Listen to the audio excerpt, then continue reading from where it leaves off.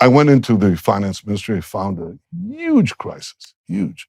I mean, enormous deficits, enormous unemployment, enormous, and everything was bad. Okay, and I thought, well, how am I gonna take them from here to there? Okay, Israel didn't have a culture of lemonade stands. You know, it had a culture of the army. Everybody went into the army.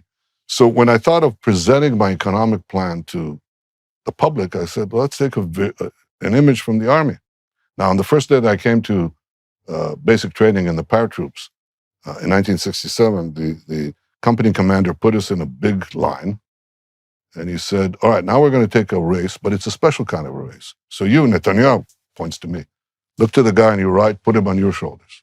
And the next guy, put the guy to his right, on his shoulders, and so on. And then he blew the whistle. I had a guy about my size, who was heavy. I could barely take a few steps. The guy next to me was the smallest guy in the company. He had the biggest guy on his shoulders, and he collapsed. And the third guy was a big guy with a relatively small guy on his shoulders. He took off like a rocket and won the race. And I said to the Israeli public, all global economies are pairs of a public sector sitting on the shoulders of a private sector. In our case, the public sector got too fat, and we're about to collapse like that little guy next to me. So we have to put the fat man. It was called Fatman, Thinman. The taxi cab drivers talked about it. It's like the butt of jokes. It was funny. We have to put the fat man, the public sector, on a strict diet.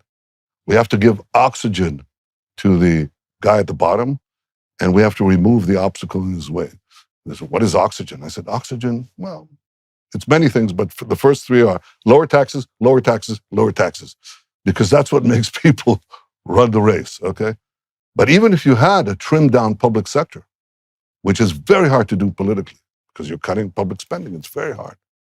And you have the lower taxes below, the guy begins to run, hits a ditch, crosses the ditch, hits a wall, crosses the wall, hits a fence. These are called barriers to competition. And it could be many things. It could be overregulation, it could be hidden monopolies, open monopolies. So I proceeded to adopt about 60, 70 major reforms simultaneously, okay, to change that. And we went from 1% contraction of the GDP to +5 growth, 5% growth in a year.